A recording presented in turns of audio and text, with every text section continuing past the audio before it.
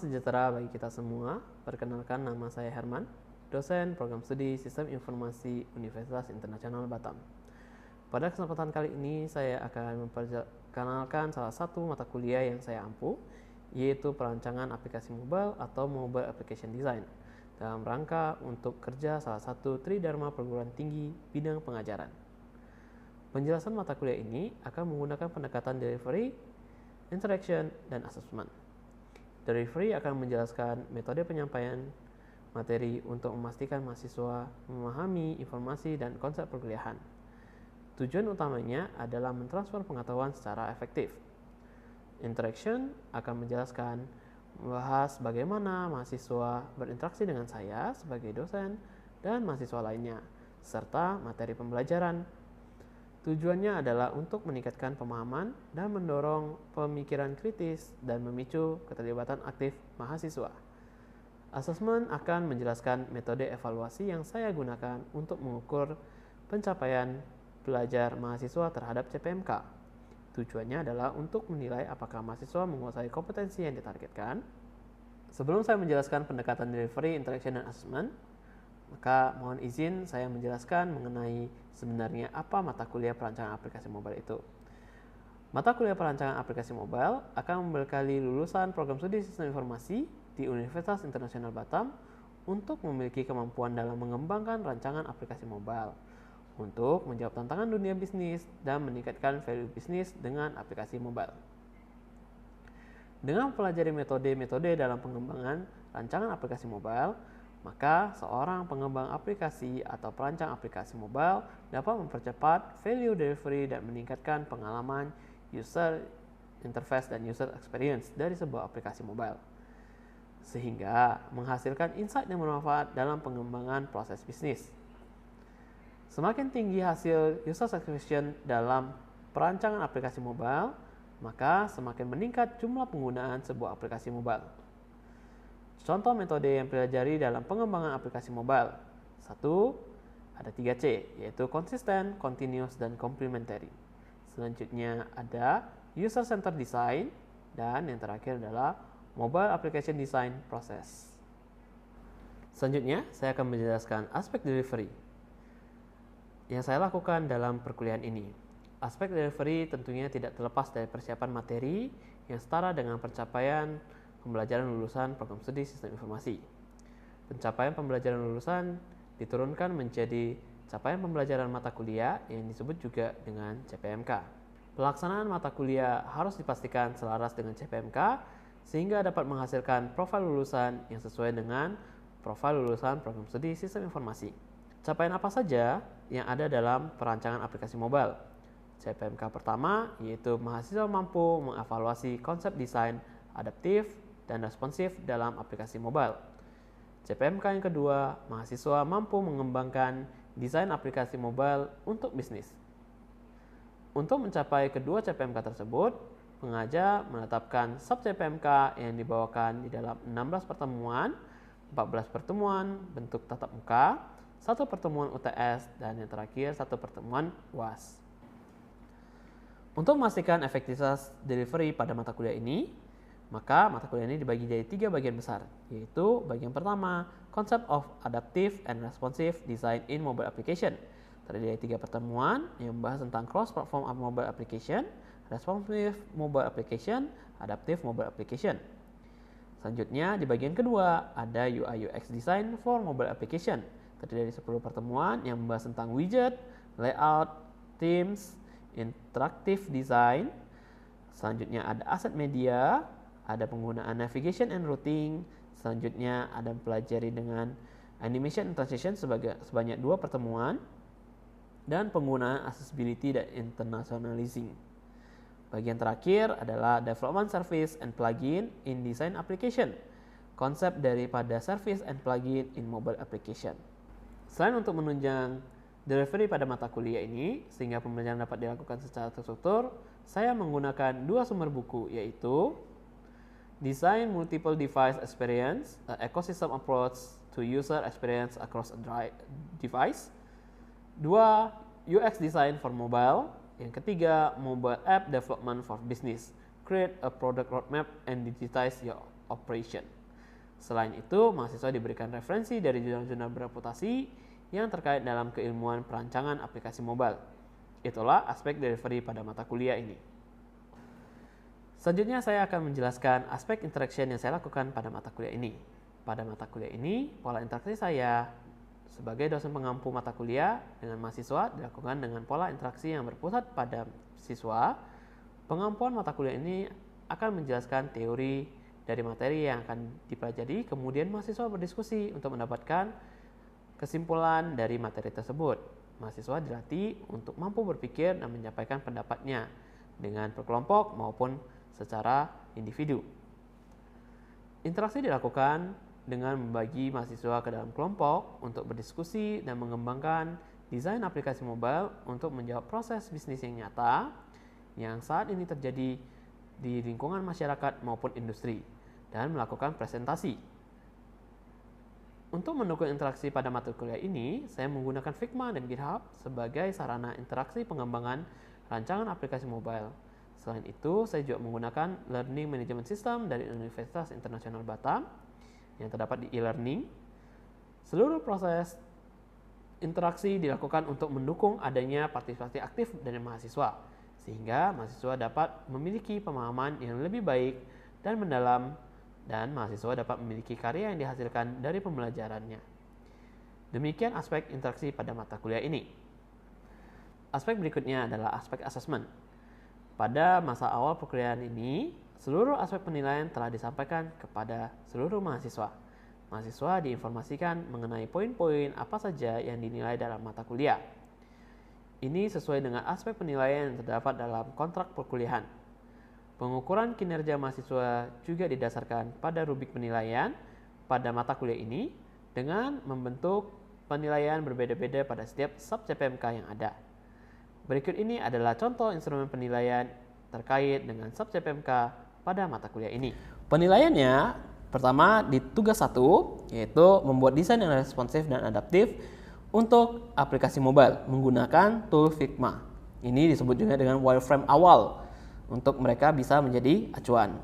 Di sini untuk menilai sub CPMK mampu mengevaluasi konsep desain adaptif dan responsif dalam aplikasi mobile. Kita melakukan asesmen instrumen formatif dengan umpan balik dari hasil penugasan melalui diskusi maupun secara offline maupun daring. Sumatif dengan menggunakan rubrik penilaian untuk laporannya, dan semuanya mahasiswa harus mengumpulkan pada LMS UIB di e-learning. Selanjutnya, penilaian untuk ujian tengah semester. Ujian ini berbentuk case based. Mahasiswa diberikan soal dan mahasiswa harus menjawab soal-soal tersebut. Adapun soal-soalnya juga berisikan kasus-kasus. Nah, mahasiswa akan dinilai berdasarkan kebenaran jawabannya, dari correctness-nya, dan juga dari kedetailan dan penjelasan dari mahasiswa tersebut. Apakah mahasiswa telah menggunakan contoh-contoh terbaru ataupun penerapan terbaru di setiap jawabannya, dan juga apakah jawabannya sudah benar dan memberikan wawasan yang baik dan benar. Untuk selanjutnya ada asesmen rubrik untuk penilaian tugas akhir. Tugas akhirnya dalam bentuk project based. Jadi mahasiswa didorong untuk bisa mampu menyelesaikan masalah-masalah yang ditemukan dalam masyarakat maupun industri. Nah, di sini kami akan menilai dari presentation, duration, sama desain dari aplikasinya. Di mana mahasiswa yang dianggap melampaui adalah mahasiswa yang dapat menjelaskan presentasi dengan jelas dan terstruktur menggunakan bahasa-bahasa yang mudah dipahami. Untuk durasinya, kami berharap mahasiswa bisa mengumpulkannya kurang lebih 15 menit untuk durasi presentationnya.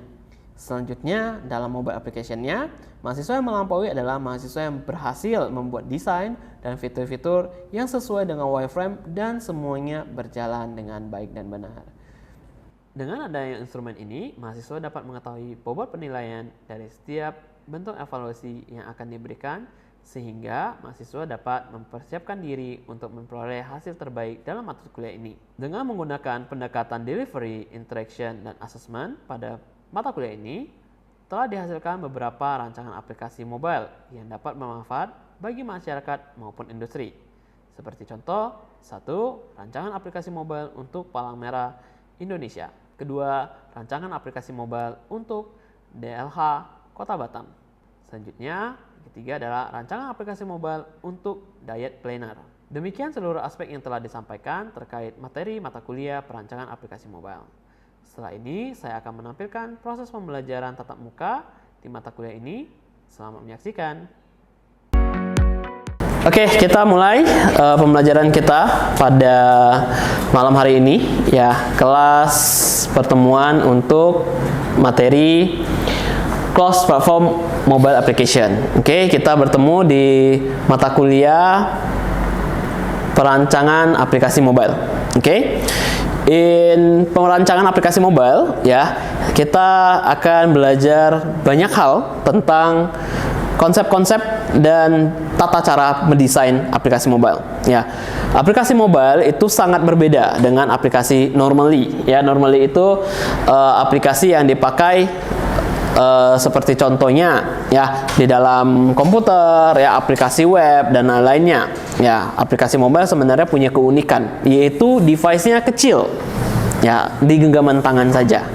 Ya, dengan layar yang limited, kita harus memikirkan desain yang interaktif, ya, untuk pengguna. Ya, setelah dari desain yang interaktif, kita juga melakukan gesture atau namanya interaction. Ya, ada behavior juga, ya, yang membuat pengguna itu berbeda dengan bedanya dengan aplikasi web dan lain-lainnya, ya. Kembali ke fokus namanya cross platform application. Oke. Nah, kenapa kita mempunyai sebuah topik yang namanya cross platform application? Oke. Cross platform application. Apa itu cross platform application? Ya, cross platform application, ya, merupakan salah satu teknik, ya, dalam pemrograman mobile yang sifatnya adalah reusable. Cross platform berarti juga bahwa dengan satu single code yang kita gunakan, coding yang kita pakai, aplikasi tersebut bisa masuk ke dalam platform apapun. Sadar nggak teman-teman bahwa iOS itu berbeda dengan Android? Bedanya apa? Jenis HP? Ya, beda. Beda brand. Beda apa lagi? OS. Wah, pinter ya. OS beda. Operating system berbeda, berarti cara kerjanya beda. Ya. Oke, kita next, ya. Ini kita ngomongin frameworknya. Ya, nggak banyak di sini. Frameworknya yang kita pakai, ya, yang ada banyak, ya. Kalau di global banyak, tapi yang biasa paling terkenal itu kita ada React Native, ya, ada Flutter, ada Xamarin, sama ada Ionic.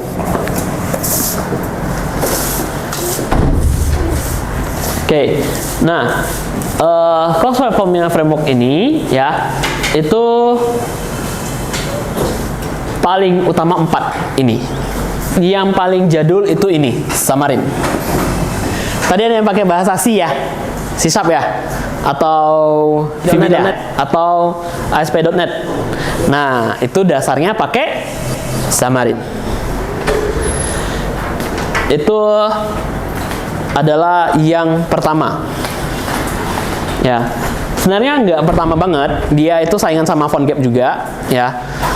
PhoneGap itu dulu agak-agak saingan sama Xamarin, ya, sebagai yang pertama.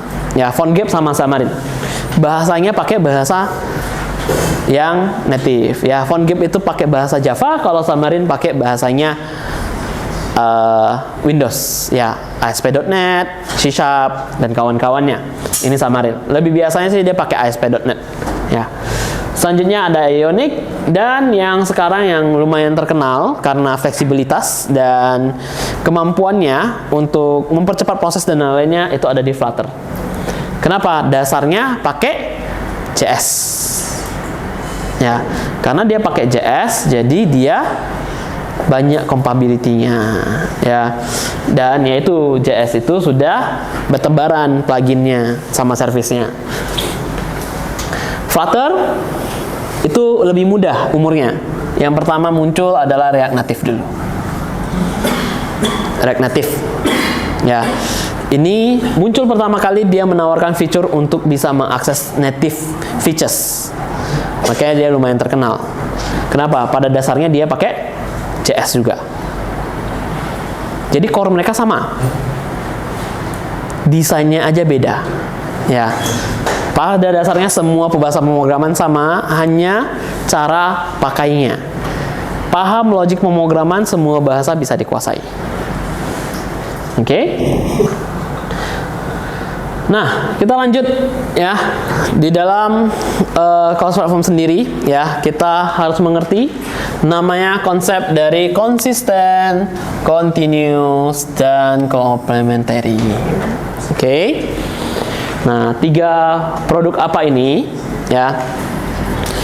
Pemrograman mobile ya, itu di zaman saat ini ya sudah harus memenuhi 3C. Konsisten, continue, dan complementary. Apa aja itu? Konsisten. Pertama, ketika masuk dengan tahap namanya konsisten, yang seperti saya katakan tadi, ya, ketika kita akses aplikasi ini lalui Android, lalui iPhone, lalui komputer, itu harus punya sebuah interface, sebuah gestur yang sama. Ya, jadi kalau di sini ikonnya adalah warna hijau, di aplikasi apapun ikonnya warna hijau. Kalau dia warnanya bentuknya bulat, maka semuanya harus bulat. Itu namanya konsisten. Setelah kita ngomongin konsisten, semuanya harus konsisten, kita ada namanya continuous. Ini berhubungan dengan UI juga, user experience juga.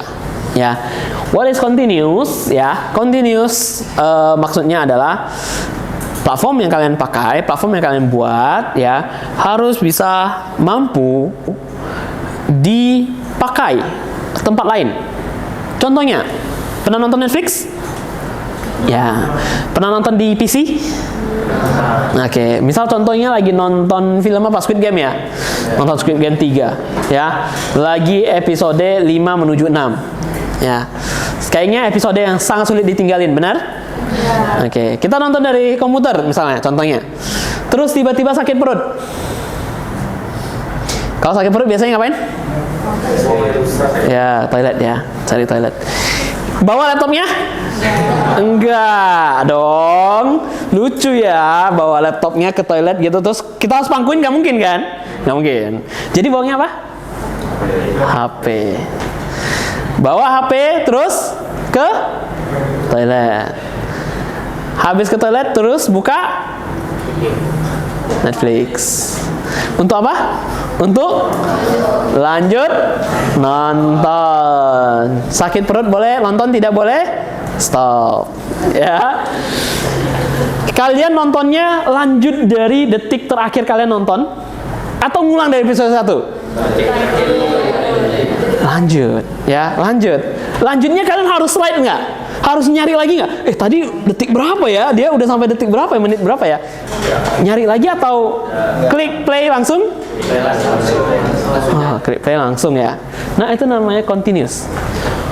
Apa yang kalian kerjakan di beda platform, ya, beda device, beda platform, itu bisa dipakai di platform lain atau bisa di-continue di platform lain. Continuous kita ada namanya complementary. Complementary adalah maksudnya melengkapi, saling melengkapi. Ya, one platform ke platform lainnya bisa harus saling ngelengkapin. Oke, dimana misal dari HP kita tekan penilaian untuk aplikasi, misalnya kita lagi belanja online, udah ini kasih bintang 5, ya. Terus misalnya contohnya pengirimnya bawa tablet, tabletnya akan langsung ketahuan bahwa sudah ada masuk penilaian. Atau dari yang sales, ya, yang sell, yang menjual, dia bisa tahu kapanpun kalau orangnya sudah tekan kasih penilaian. Maka kalau ada penilaian, duitnya cair, ya.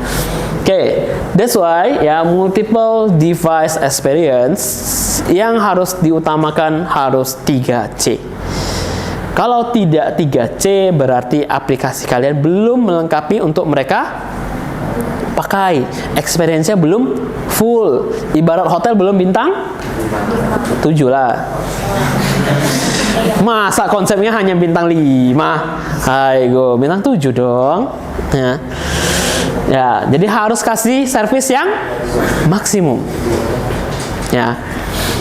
Karena one of them, ya satu daripada multiple multi device experience ini kurang aja, biasanya akan mengurangi user satisfaction. Ya. Kepuasan pengguna. Kepuasan pengguna itu based on dari UI dan UX. Ya. Oke. Udah belajar cross platform apa? Udah tahu keuntungannya apa? Udah tahu kekurangannya apa? Udah tahu 3C itu apa? Next. Any question? Oke. Ya, William. Paling masuk di key feature-nya dari cross platform ini. Ya. Saya tertarik di bagian ini. Mereka kan susahnya tuh di native feature-nya. Ya. Itu paling mau nanya itu butuh berapa lama sih mereka untuk kembangin masuk ke native feature-nya? Butuh 1 tahun kah, 2 tahun kah? Nah, kecepatan programming, ya kecepatan sebuah bahasa pemrograman berkembang, kecepatan sebuah pemrograman berkembang itu terletak pada satu, namanya community. Tahu nggak community yang terbesar itu di mana? Community apa? Community yang terbesar saat ini adalah JavaScript. And that's why JavaScript itu bisa sangat cepat untuk membuat plugin dan service. Ya. Itu semua bahasa pemrograman itu really depend on kecepatan dari community. Semakin besar community-nya, semakin banyak yang pakai. Kenapa semakin banyak yang pakai? Kamu nanya apapun dijawab sama community-nya. Ya, bukan pemilik programnya. Enggak. Pemilik program itu kadang santai-santai enggak. Kenapa? Contohnya bahasa pemrograman Laravel, bahasa pemrogramannya Coordinator memang agak lebih kecil sih, nggak terlalu gede. Tapi Next.js, Golang, Python itu terkenal karena apa? Karena community-nya besar. Golang itu orang bilang, oh bagus banget dalam pemrograman machine learning dan lain-lainnya. Memang benar. Ya, tapi kalau dia tidak didukung oleh komunitas yang besar, backing up-nya, maka banyak yang nggak pakai Python. Pasti susah, karena nggak semua orang langsung jago Python. Biasanya kalian stuck, kalian error, tanyanya ChatGPT. Oke, kalau sekarang nanya ChatGPT, sorry, kalau saya dulunya namanya Stack Overflow. Ya, kenal nggak Stack Overflow? Oke, ada yang tahu, ada yang enggak ya? Ya enggak, pulang searching Stack Overflow itu buat apa? Ya. Dulu ChatGPT tidak ada, ya, bukan menganggap kalian enak atau enggak, bukan. ChatGPT membantu kok. Tapi sebelum ada ChatGPT kita ada namanya dulu Stack Overflow. Itu adalah forum pemrograman yang dipakai untuk orang tanya jawab. Nanya ini, nanti jawab ini. Ditanya, errornya gini. Ada nggak yang mengalami? Oh, saya juga mengalami yang sama. Solusinya kamu harus ubah gini. Coba pakai code ini. Ya biasanya kita akan sama kayak pengguna ChatGPT, copy paste. Work. Oke. Kalau it works, don't touch it again. Ya. Itu memang rahasia programmer. Kalau itu jalan maka dibiarin. Kadang kita juga nggak tahu kenapa dia jalan, kenapa dia tidak jalan. Tapi kalau dia di jalan, jangan ya, jangan diapa-apain. Tinggalin aja. Dah. Ya. As it walk, leave it. Oke. That's why kita memang sangat depends on community. Jadi semakin besar service itu, biasanya community service itu semakin besar, community itu maka semakin cepat mereka bisa melakukan pengembangan. That's why terjadi pengembangan besar sangat di JavaScript ya, karena lahirlah React Native, lahirlah Next.js dan lain-lainnya seperti itu. Oh, lanjut sini. Oke, ada tambahan pertanyaan mungkin dari teman-teman yang lain? Ada? Oke, kalau tidak ada,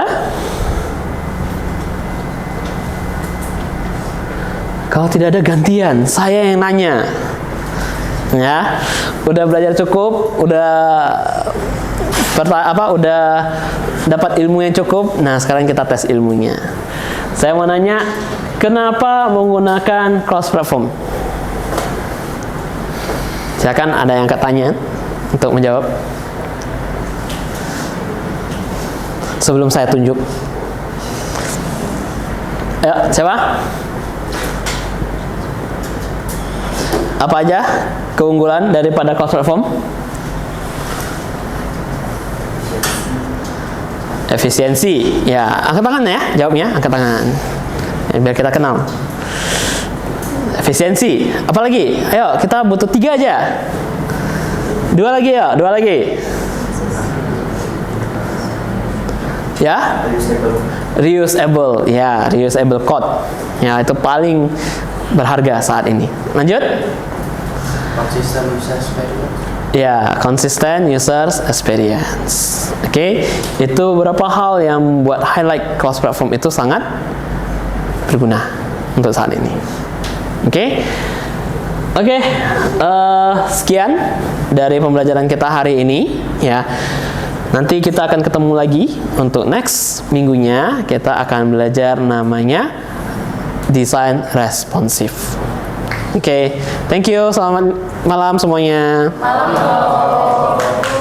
Demikian PDD UKT PT, saya di dalam bidang pengajaran. Semoga apa yang saya sampaikan dapat bermanfaat. Sampai jumpa lagi pada kesempatan lainnya.